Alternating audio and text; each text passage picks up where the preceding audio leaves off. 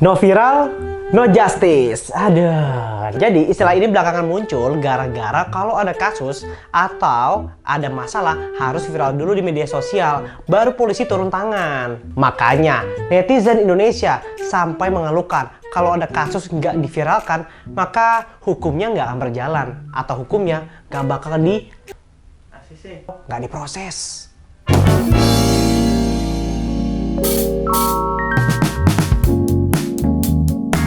Apa iya?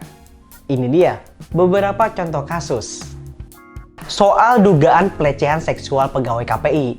Ada yang masih ingat? Nah, jadi pegawai berinisial MS mengaku telah menerima tindakan perundungan, perbudakan hingga pelecehan seksual oleh kolega kantornya sejak ia bekerja pada 2012 silam. Waktu itu, MS sudah lapor sama atasan dan Polsek Gambir, tapi tidak ada kelanjutan. Atau kasus ini, Meta Kumala, seorang warga yang melapor ke Polres Metro Jakarta Timur, tapi laporannya ditolak oleh Polsek Pulau Gadung. Meta membagikan cerita penolakan laporannya oleh polisi ke media sosial. Alhasil, baru ditindak dan polisi tersebut dimutasi. Waduh, banyak juga ya. Jempol netizen Indonesia, kadang-kadang menguntungkan, kadang-kadang juga menyebalkan. Ya, contohnya kasus-kasus tadi. Menguntungkan kan? Akhirnya terungkap juga kebenarannya. Tapi kalau bagian menyebalkannya, ya ini. Jadi, netizen Indonesia dianggap sebagai netizen yang paling tidak sopan. Ini nih, bahkan ada risetnya. Nih, lihat.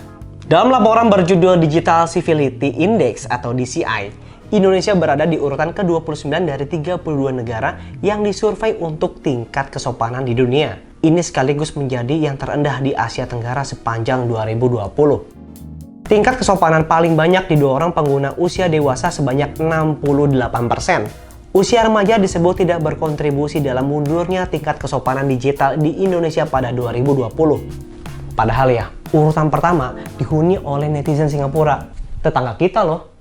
Sementara itu, angka pengguna media sosial naik selama pandemi. Ya, ini sih udah terprediksi ya. Ada 191,4 juta pengguna media sosial di Indonesia pada Januari 2022. Jumlah pengguna media sosial di Indonesia pada awal tahun 2022 setara dengan 68,9% dari total populasi.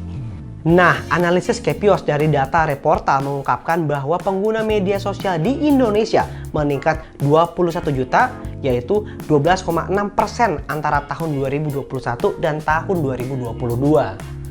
Berikut beberapa contoh jempol netizen Indonesia yang menurut gue agak kurang.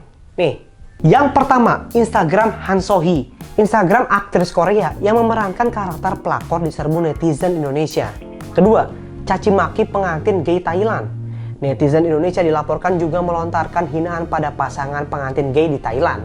Yang ketiga, Rimar Martin. Nah, kalau yang satu ini agak aneh sih. Rimar Martin, seorang remaja asal Filipina yang terkenal di TikTok. Rimar jadi korban bully warganet Indonesia karena wanita ini terlalu cantik. Netizen perempuan Indonesia diduga tak terima pacarnya mengidolakan Rimar. Menurut pengamat psikososial dan budaya Endang Mariani, ada 3 sebab mengapa netizen Indonesia tidak sopan. Yang pertama, ketidakpastian. Yang kedua nih, kesulitan ekonomi. Yang ketiga, respon frustasi. Jadi ya akhirnya dilampiaskan di media sosial. Tapi menurut gue kayaknya ini kurang pas ya, menjadikan orang lain sebagai pelampiasan. Pun kalau ini pun urusan orang lain, ya terus lu ngapain ikut campur urusan orang lain? Emang lu gak punya urusan apa gitu ha? Gak usah ngurusin urusan orang lain. Jangan. Netizen Indonesia, bijak di media sosial. Sewajarnya aja, secukupnya aja. Jangan berlebihan. Ingat ya, jempolmu harimaumu. Ingat itu. Oke Game People, jangan lupa untuk download aplikasi Gamepiko di Play Store dan di App Store. Dan jangan lupa juga untuk subscribe channel Gamepiko. Ingat, karena subscribe itu gratis. Ya, ingat baik-baik. Gamepiko tahu kamu banget.